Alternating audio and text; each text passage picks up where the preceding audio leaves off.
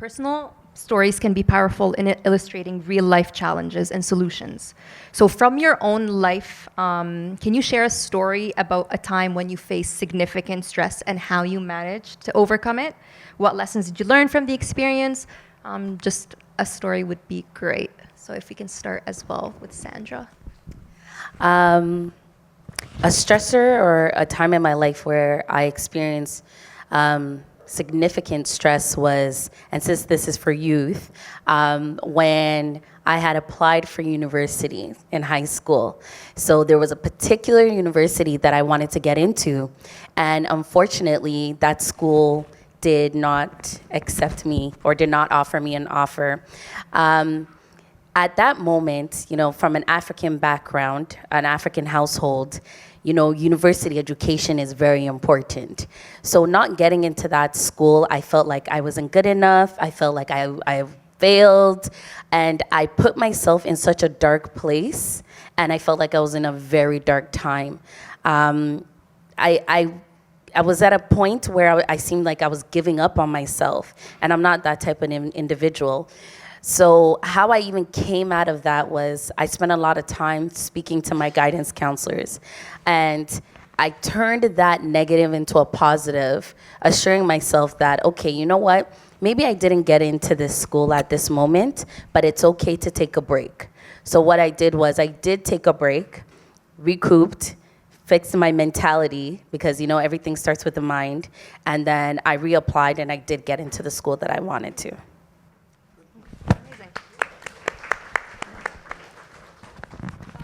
I think very similarly, I've had experiences like that. In my first year at Western University, I was in medical sciences. And by the end of that first year, I was asked to leave medical sciences. I didn't have the grades to keep up. It was a very difficult program. And I was surrounded by students who were working very, very hard. And it was very difficult for me to keep up. And when I was asked to leave the program, it was like a horror show. It feels like the world is ending when something like that happens, especially when you know that you are trying your best. And so you have to sit there and you really have to reevaluate what you're doing incorrectly, and how you're going to fix the strategies that you are using. So I ended up changing my program, and I was able to work hard and get into synthetic biology, which I'm very happy to be into now. I can also understand that medical sciences was not right for me. I did not want to go to med school, and that's not my passion for the future. And so I'm somewhat grateful for that experience, even at the time that it felt like the world was ending. It's nice to know that I could redirect myself into something that I enjoy a lot more. Listening to your stories, it's really amazing, quite impressive, also inspiring how you dealt with the situation. It looks like on both sides, in both the stories, you turned the negativity into positivity. You didn't let the negativity engulf you, and really becoming down and dull. On the contrary, you doubled up your mental strength and your confidence, and really you did something surprising to yourself. Something better emerged out of that. Not that you craved for the situation, but it just came and you really climbed that as escalator. You moved upward. That's really the way to deal with things. Even I have written a novel, a sci-fi novel that with the title Bright Moon. Do you know how long did it take to finish that novel? It took 14 years. Seriously, because not easy. You always come across hindrances, obstacles. Nothing is going to come free for you into your hands. You have to work for it. In the sense, you have to deserve it. Maybe that's the way it works. You got to pursue relentlessly with confidence, with grace, and not with race, like becoming frustrated, but with grace. Anyway, I traveled the world constantly, and then taking manuscripts physically sometimes, really print them, edit them, and you got to go into a lot of details, correct? When you write this novel, you should know, you're an author, you have published a book, I'm sure, maybe more, many books. So, just to say paramedics entered the hospital, they entered the house of a boy, 12 years boy, who was fascinated and watching and observing, studying the full one all the time. Anyway, the paramedics, how do they come? I know with how many people and the descriptions, isn't it? You need to really be realistic and you have to do a lot of research to set the scene, the tone of a scene, and then it should be realistic. Anyway, you know what it may have further, you can really enhance and develop in your mind. So, but you have to chase it. Chase. When it's worth chasing. And don't worry about you become successful or not, but the chasing itself, in itself is like an half success. You're already successful, isn't it? And that's the way it is. Can I say in Sanskrit literature, and there is one very voluminous novel titled Kadambari. Can you say Kadambari?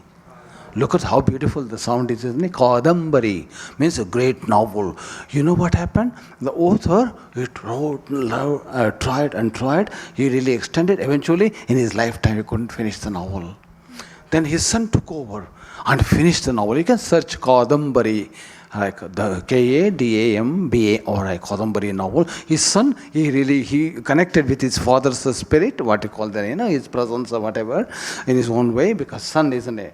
Then he really got the gist of it, the connectedness and the content, and then flowed, and then he finished it beautifully in such a manner that you don't see him like someone took over and finished it, not like that. You could see it just flowing and flowing. You don't say demarcation. It's enough. Now I'm given only 1 minute. So, and, you know what we discussed before? Arka, just 1 minute. Then we said that how do we do that? You can just give me gesture, like maybe blink twice. I'm not able to see her now. Exactly, she blinked so many times. Now in future. Okay, thank you. Anyway, thanks very much. So smile out our way. Lovely. And I'm sure you'll forgive me for exceeding the 1 minute.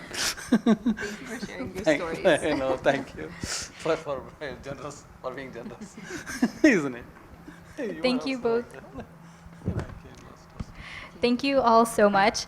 I really love how you said sort of rejection is redirection, and also making sure you have a positive outlook. I know, and one thing you said, Sandra, that will feed into our next question is how it's important just to take a break sometimes, just to have that moment of pause, which we often neglect and we think is not right. And we should just go from our rejection straight into like next phase of our life. And so leading into our second question, in recent years, we've seen a growing awareness of mental health issues among young people. So in each of your perspectives, what are some of the most pressing mental health challenges faced by youth today, and how can communities and schools better support mental health initiatives? Thank you for your question. I think in recent years, when it comes to mental health in youth, and something that's pressing for youth is identity. When it comes to identity, there's a lot of youth who, they don't know who they are. So because they're not able to channel who they are or what they're about, where they're going, they become impressionable. So then it's like they pick from this crowd, this circle.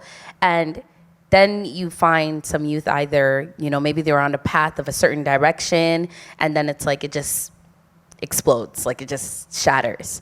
I feel that as parents, guardians, communities, as schools, the way to help these youth is actually taking time and listening to them. We like to do a lot of talking, but we don't like to do a lot of listening. So if we take moments and times for groups of youth or let's say a single youth, and hearing what it is that they're going through, what are you struggling with, that's when you're able to help.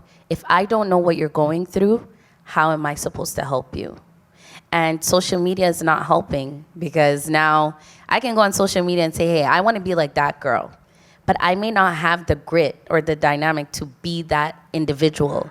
So identity is a big thing, and I feel that the schools need to even if it's just taking moments, like having a circle like this, a circle time, and just talking to them, it would help. Yes, we can learn about math, science, history, and all of that, but we're in the real world, and everybody is socially awakened now. So I think we need to take time and spend it with the youth. Thank you. I think that was really well put. Identity is something that I was going to bring up as well. Coming from sort of a different direction, I think the growing problem of financial instability in the youth is incredibly difficult. Sort of jobs are the economy is really hard this time around.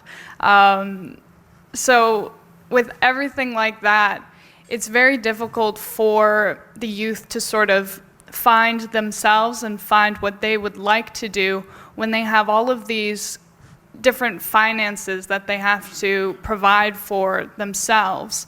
Houses and bills and everything that you have to pay for while you grow up is incredibly difficult. The academic pressures that I face and that I witness other students face as well is incredibly hard. The use of social media, all these different platforms where you can compare yourself to other people who are also imperfect, but you wouldn't know that using these social media platforms. There's so many different areas that you can get attacked from growing up, and it can be very difficult to navigate. So I think similar to what you said, having these sort of conversations is very important. Having programs where people can just speak to each other, can network, talk to each other, learn from each other, and talk and listen. That's the best thing that we can do for each other, is just listen to what other people have to say, learn from one another, from somebody who's a different age, from someone who comes from a different background. Just listening and learning. Yeah.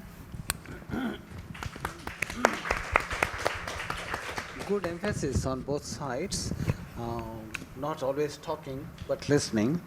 And you suggested very well, like interact with people, listen to their stories, success stories, or even whatever the story is, a story, the true story, realistic story.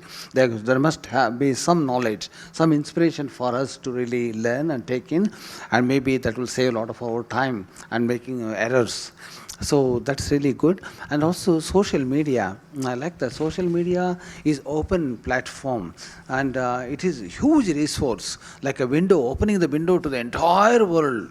As soon as you open an account, social media account, where you have connection, so you have so much power actually. But we are getting absorbed into it rather than really taking control of the social media. And as I like that idea, identifying yourself in the crowd with the world uniquely, not to, like one among many others, but you as an unique individual, and you really have got to. You should. The world is waiting for your input. Something for you to give to help change the world for the better. So that should be our perception. And 1 minute is it already? So I'm time conscious. So anyway, in conclusion, so social media, if you can use it in the right direction, you can get across your message. Seriously, that's so free. No any tax and so far for you to use social media. No taxation so far. So you can utilize it in the right way. And also you must have control over your time, how much time you give to social media interaction, not getting lost. Oh my God, it's too late now, midnight now, not to that long. But just to see before you go, I would meditate actually before I open my social media account. Okay, how much time do I have? What's my purpose? What do I really need to do here? And then within this space of time, I will get out. Set the alarm if possible. Then you are in control. Do practice like this few times, you will be in command of your time, isn't it? And then finally, I like that really jobs. how difficult it is these days, and you have so much commitment, so much to go from you rather than taking it from the world. World takes so much all the time from you, more than the world. Of course, the administration system of the world, the way it runs, and so on and so forth. But you have to really this. Maybe it's waiting for you to bring some changes, so that you have responsibility to make some changes. Anyway, getting back now, most importantly, the two I would like to highlight 2 points. One is working passionately to fulfill your ambition, to feel satisfaction. That's one thing. Allowing yourself to really open up and blossom more, to be really the best you can be in the specific field in which you are passionate about. Okay. Now another thing is just a job for survival. Don't expect that passion to be in the job. Just do job. Unfortunately, you have to just survival in the sense of material survival, just like oxygen of the world, in the economic world. So both keep it in balance. I would keep it in balance and see which one really takes over. Eventually, passion will win than fashion. Thank you very much. Really, hopefully, thank you. Thank you so much, Arka. I love what you said, how we need to realize that we do have an impact ourselves, and the world is just waiting for our input, and I love that.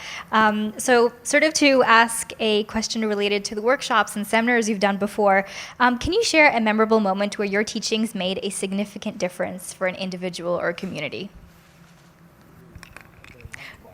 Can you share a memorable moment where your teachings made a significant impact for an individual or community?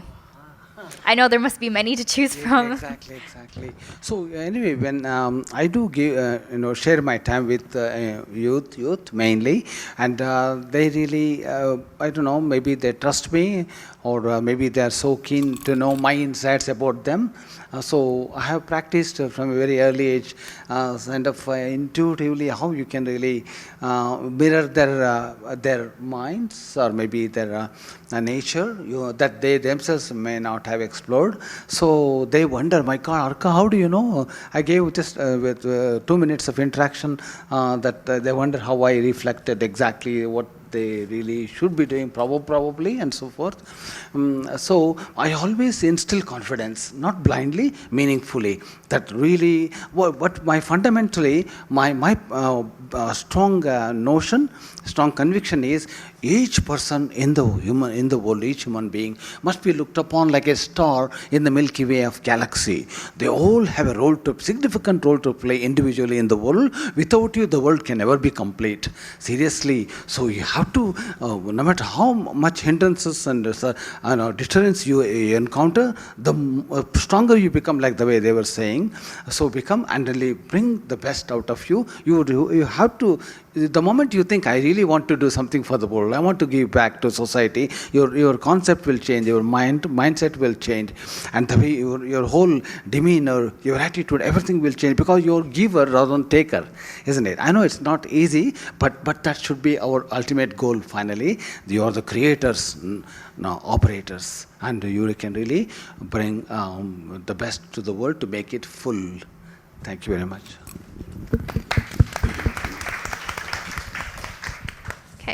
So balancing academic responsibilities with part-time jobs, extracurriculars, and social life can be extremely challenging nowadays. So what tips would you advise young people to try to juggle between school and work effectively?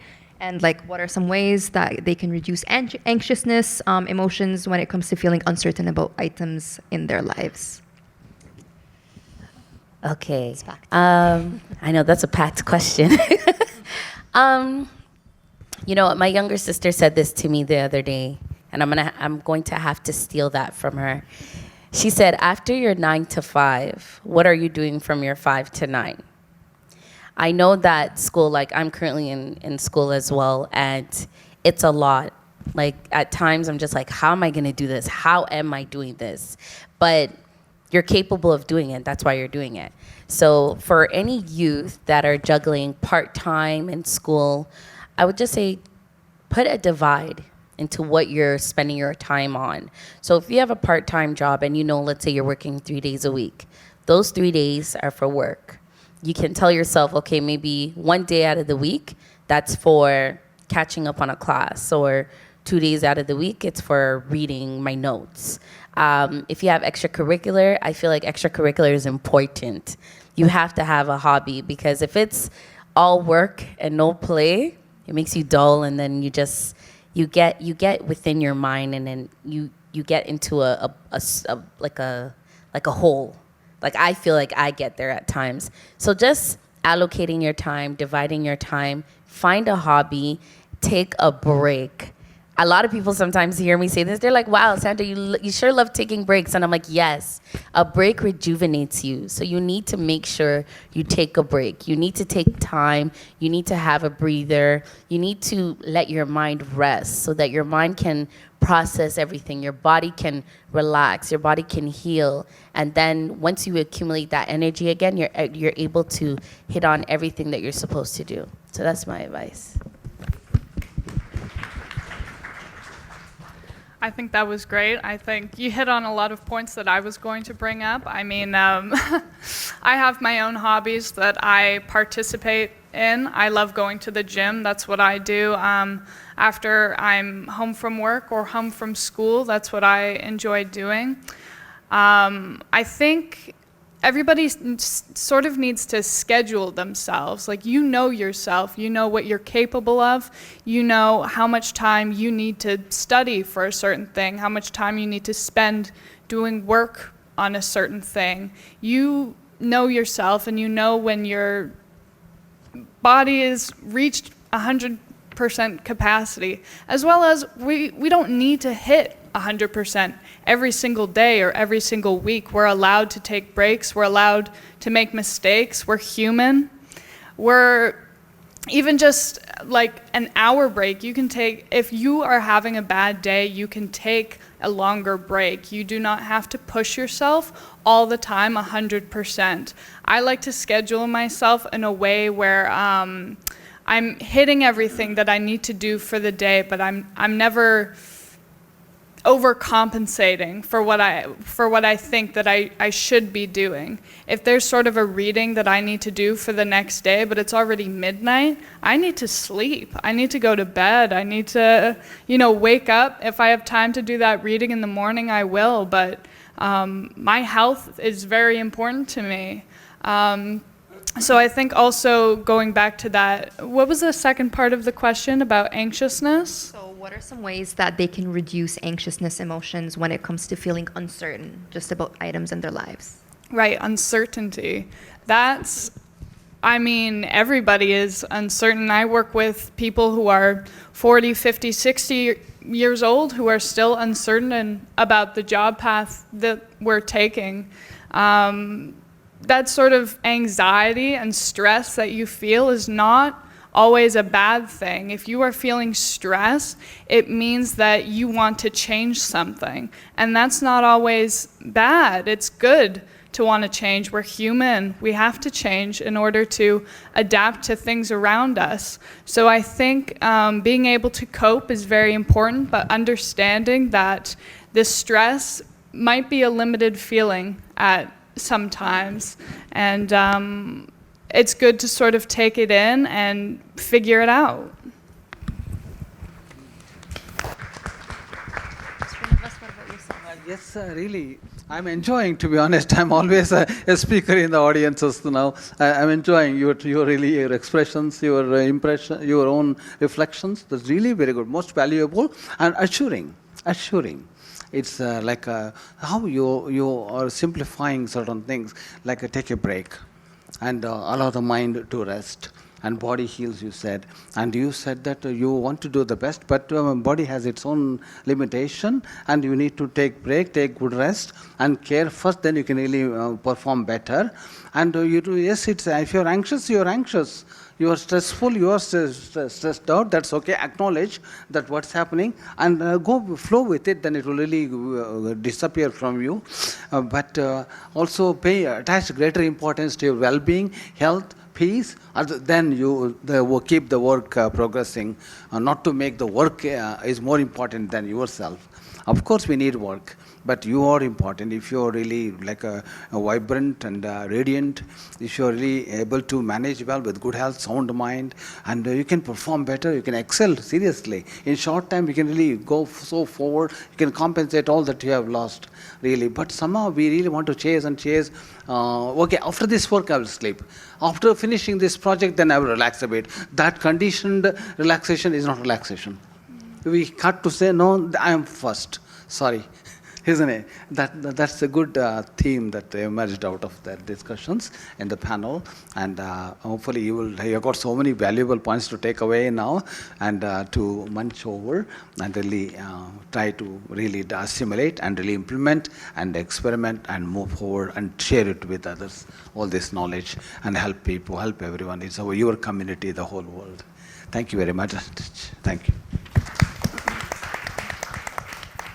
Thank you so much. I love the takeaway is embrace uncertainty. And I think that's a great lesson and I think reminder we needed, especially, with it being the summer and everyone going back to school so soon.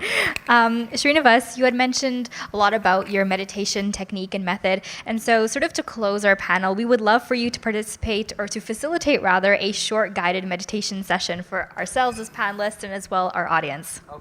Okay, maybe you can experiment here if you want to. First of all, I will be very, how much time? 5 minutes, for 3 minutes, 2 minutes?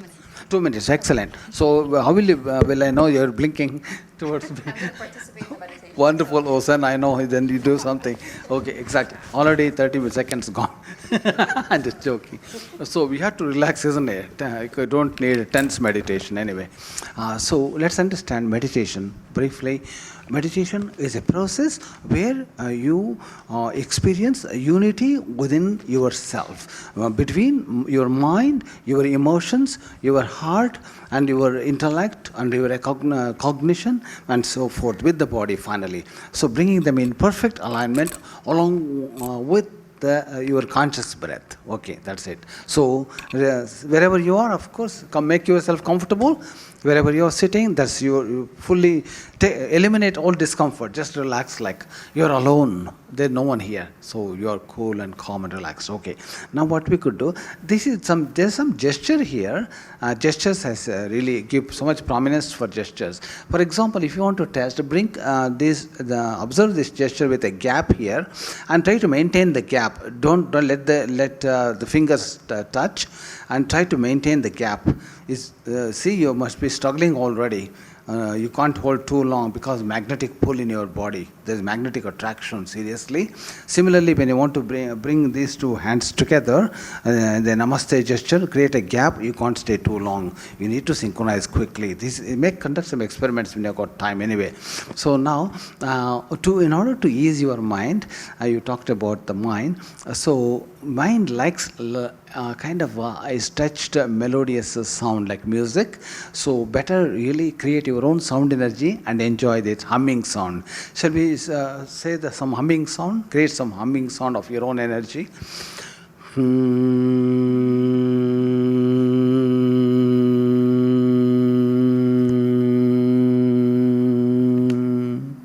Focus on the sound energy. It will reflect back to you. The body likes it. It will absorb. It will re-energize you. Seriously, try.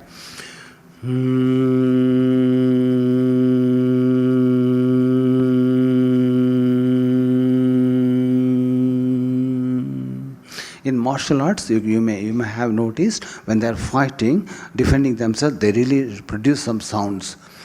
Those sounds, claim, something like they say so fast. It is to energize them when they are really performing that martial arts. Similarly, here the opposite, to relax your mind, humming sound. That's one thing, and becoming conscious of your breath. And finally, just to feel your fuller presence in the body, like full, not like I have to rush now, I have to go now. Let us get this out of our way. Not so.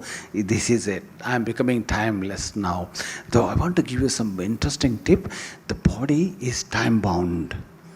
Your inner consciousness that operates the physical body is timeless. So becoming involved in meditation means you are experiencing the taste of timelessness. Then you relax. That's the key formula here in this system. So I'll let this happen, go with you, and allowing the mind to just run. Someone in Mexico asked me how to control your mind. I said, you will never control your mind. The more you try to control, the more it will rebel.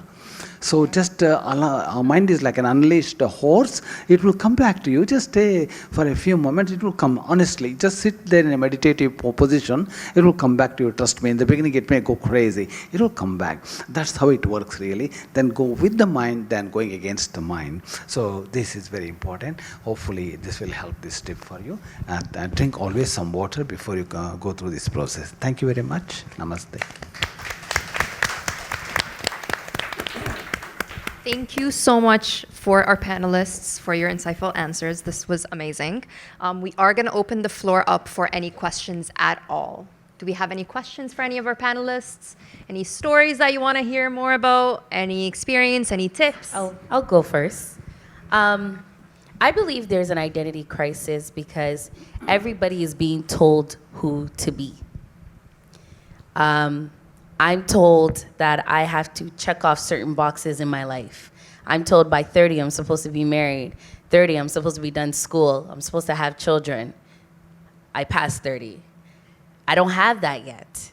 So then where there's other women or other young men who they struggle with that, then they're like, okay, I haven't done this. I haven't done this. Am I a failure? Who am I? There's youth who they're told that you have to get straight A's. If you get straight A's, you're not going to make it in society, or you're not going to be the CEO. You're not going to be that on the Forbes 40 billionaire, etc. But it doesn't work like that. Everybody has a different path. Everybody is you're your own person. You can't have someone tell you who you should be, what you should be doing. So that's why I believe there's an identity crisis, because everyone's being told you have to be this, you have to do this, you have to accomplish this. That's just my own perspective. Thank you. Yeah, I mean, I completely agree. I think especially with the rise of technology, we're able to communicate with people all the way across the world, where we weren't able to do that, a few hundred years ago or so. And so we're able to learn all of this new information about other people and their cultures. And we have so many different choices in the world now that it's sort of hard to direct the path that you want to take when there's so many different options for you within yourself, within the job that you want to take, within the partner that you could have in the future, within your own gender identity. There's a rise of understanding that people have different perspectives. People experience different things, and we can't fit everybody into these boxes that once were a thing for us. So I think in that way there is sort of this identity crisis, and all people want to do is figure out who they are and what they believe in. And at the same time, it's difficult. It's great. It's good that we have this amount of choice in the world.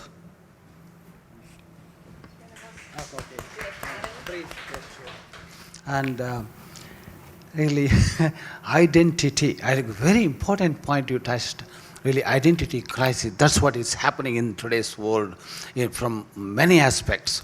Not just one from one source we are being attacked or really invaded, but too much demand on us to raise up to the whimsical expectations of society every day, every moment. So one is identity in the sense the physical ID, of course digital ID, which is based upon our genetic ID, our really the truest individuality, uniqueness that we hold. That's our unique property. That's your asset forever. Houses may go away, your expensive vehicles and so forth, your job, but your truest identity, no one has got in the entire world. You are the only one.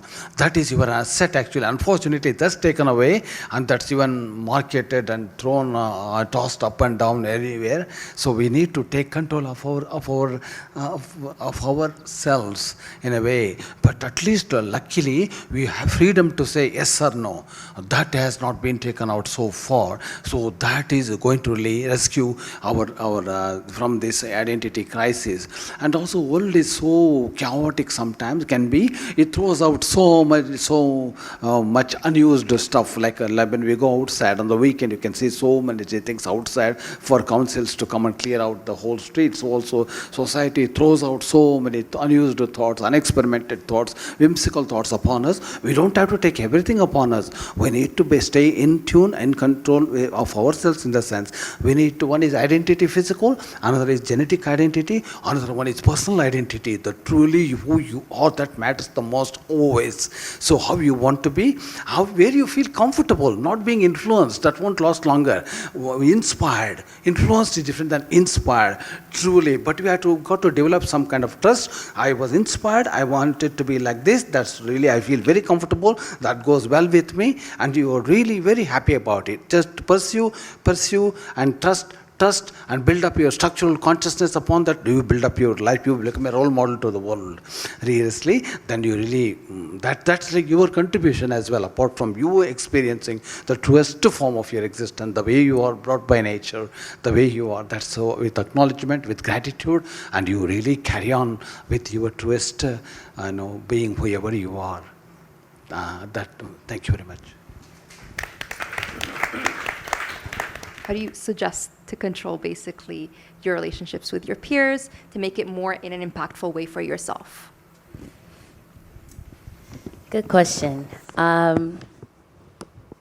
think with time, with seasons, everybody goes through seasons in their life, and we all go through transitioning and changes. I know that we can have friends who, from when we were like 4 years old, and you could be like, oh, that's my friend, we're gonna stay friends. But once life, if you're elevating or your seasons are changing, your friend groups do change. And unfortunately, I don't advise people that just because of time, you say that, yeah, we have to stay together. Because sometimes you do outgrow people. So if you're outgrowing a certain peer group, it's okay. You may go through a period of, I don't want to use loneliness, but you may go through a period of just yourself, but your tribe or your crowd, you will find that peer group. You will find that circle that aligns with the season that you're in. So with peer groups, they do change. When you tell youth this, I go to a lot of schools and I do a lot of talks. And when I tell them sometimes, I'm like, okay, you're in grade 8. You guys are transitioning into high school. I'm like, I'm sorry to tell you, some of your friends today may not be your friends tomorrow. And it's reality because times are changing. Where you're going, you may not be able to take those friends with you. Thank you. Yeah, and I'll sort of counter what you said, I guess, but not in a bad way, just in sort of a way where I live with 3 other girls at Western, and they are absolutely my rocks. Like everything we do together, and they support me through everything, and I support them through exams, through other friendships we may have, through events that we have. I'm very grateful to have them in my lives. And we're not perfect. We have our own fights. I mean, we're roommates. We're roommates. We fight about the dishes. So it's, I do agree that you sort of outgrow your peers, and you'll learn to do that. It's what growing up is a part of. But you also learn how to live with people that you really care about. And, you have peers in your lives for a reason. You have your friendships and you have your family with you. And you can make those choices and who stays in your life, and you're able to reflect on whether or not they're doing poor or well for you. So, yeah. To wrap up our panel discussion, one last question. What resources or tools would you recommend for young people seeking help with their mental health? What resources or tools? I think, again, going back to that first thing that we talked about, just speaking to other people, just learning from other people, it's one of the best resources that you can have, is networking with people and understanding where they came from, because you can all learn from each other. People have been in your position before, and people are in the similar position that you are in. So whether you are having an external stressor in your life that is from your job, from your family, from school, anything like that, somebody is going through something very similar to you. And there are so many different ways to reach out to people who are similar to you. And I think that's the best tool that we can have, is each other.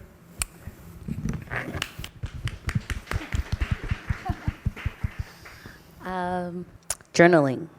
I'm very big on journaling. Not just because I'm an author, but journaling is very important, because sometimes it's not all the time that you have people to speak to. I find it that, we're in a world that everybody is go, go, go. But sometimes just sitting down and just writing down your thoughts, writing down what you're going through. I had a teacher she used to make us do this exercise every day at the end of the day, where whatever negative, whatever bad that happened through the day, we would write it all down. She would just say, just write. We would write.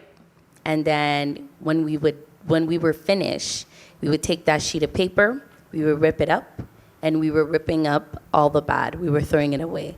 I know it's easier said than done. I know it's your problems may not go away just because you ripped up a piece of paper, but you feel a sense of relief just writing it down. Speaking to people is very important. Our stressors, you can speak to your peers, your friends, your family. You can speak to leaders in your community. Anyone that you see as a leader, a role model, a mentor. I feel that that's very important. Thank you.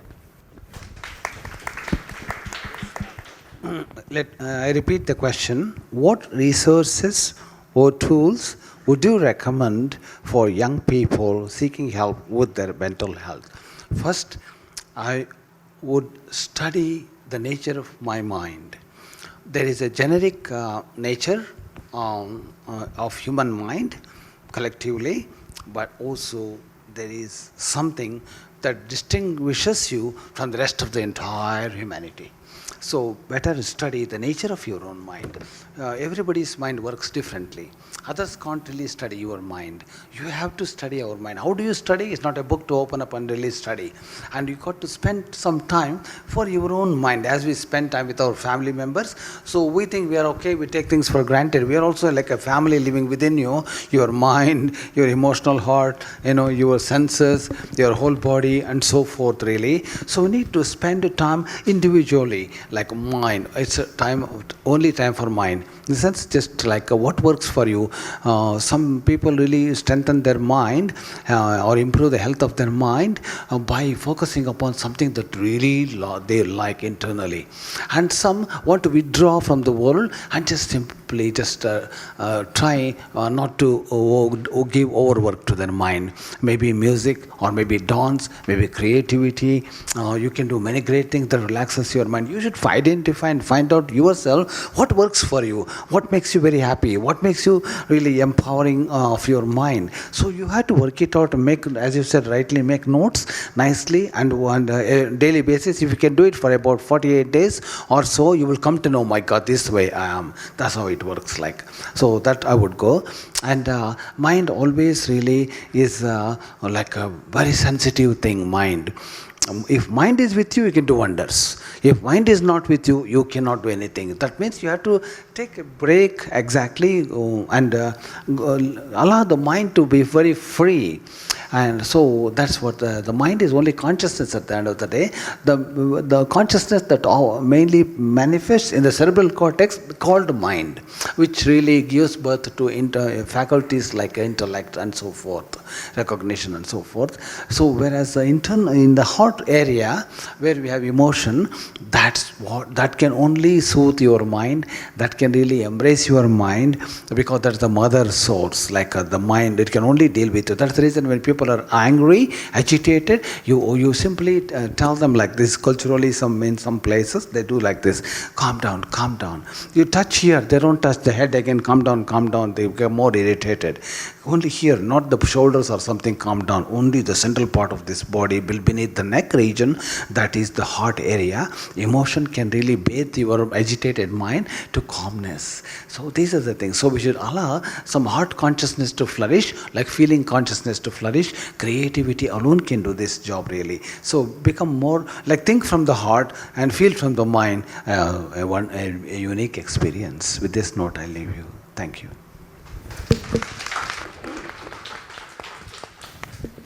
Thank you so much to all of you for sharing your experiences, your insights, and thank you so much to our audience for your participation. We hope that you found this discussion valuable and feel better equipped to manage stress and support mental health within your own communities.